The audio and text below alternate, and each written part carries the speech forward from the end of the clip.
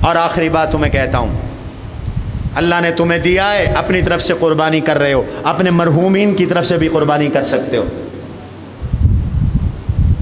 اپنے والد کی طرف سے رکھو اور حصہ اپنے والدہ کی طرف سے رکھو۔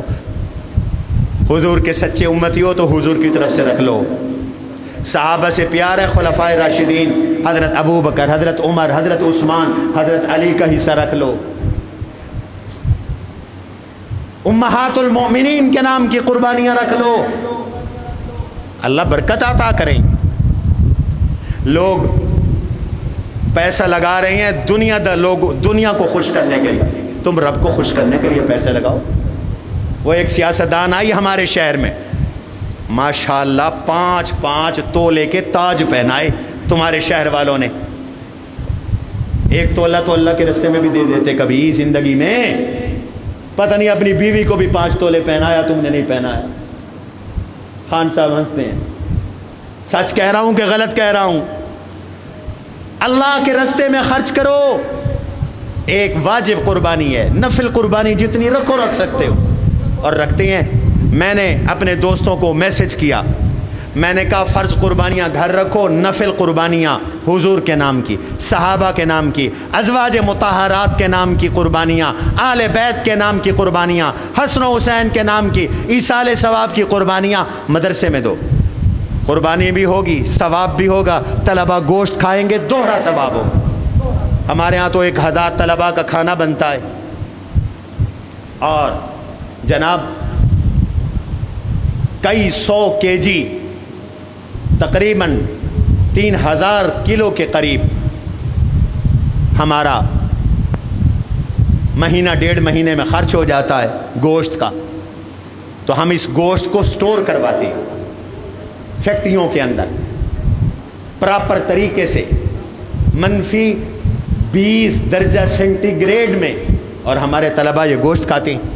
تمہیں بھی ترغیب دیتا ہوں، 20,000 کا حصہ ہے یا 14,000 کا حصہ ہے، یہ 2 کیٹیگریاں ہیں جامعہ میں۔ جہاں تک میری آواز جا رہی ہے پیسے بھیج دو اور نام لکھوا دو۔ ہمارے ہاں الحمدللہ قربانی کا پورا ایک شرعی نظام ہے، ایک حصہ شریعت کے اصول کے مطابق اس کے جانور بنائے جاتے ہیں، اور ہم اعلان کرتے ہیں کہ کوئی حرام کمائی والا ہمارے پاس حصہ نہ رکھے۔ اگر 7 حصے داروں میں 1 غیر مسلم ہے، کسی کی قربانی نہیں ہوگی۔ 1 کا مال حرام کا ہے، باقیوں کی قربانی بھی خراب ہو جائے گی۔ اس لیے بینک ملازم اپنی بینک کی کمائی سے قربانی میں سے حصہ نہ رکھے، نہ ہمارے ہاں نہ خود قربانی کرے۔ بینک کی ملازمت اور عام بینکوں کی آمدنی جائز نہیں ہے۔ اللہ مجھے اور آپ کو صحیح قربانیوں کی توفیق نصیب فرمائیں۔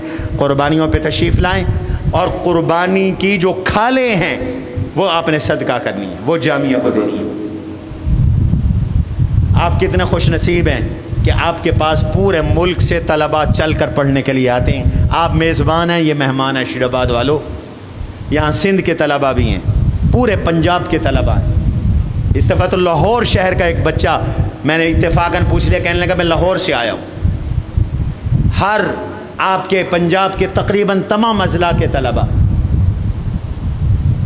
سندھ کے طلباء ہیں، بلوچستان کے طلباء ہیں، تو آپ سارے میزبان بنے، اور ان کا کروڑوں کا خرچ ہے۔ آپ کے علم میں ہونا چاہیے کہ ابھی آپ کے جامعہ نے 60 مرلے کا پلاٹ خریدا ہے، 72 لاکھ روپے کا وہ پیسے دینے ہیں۔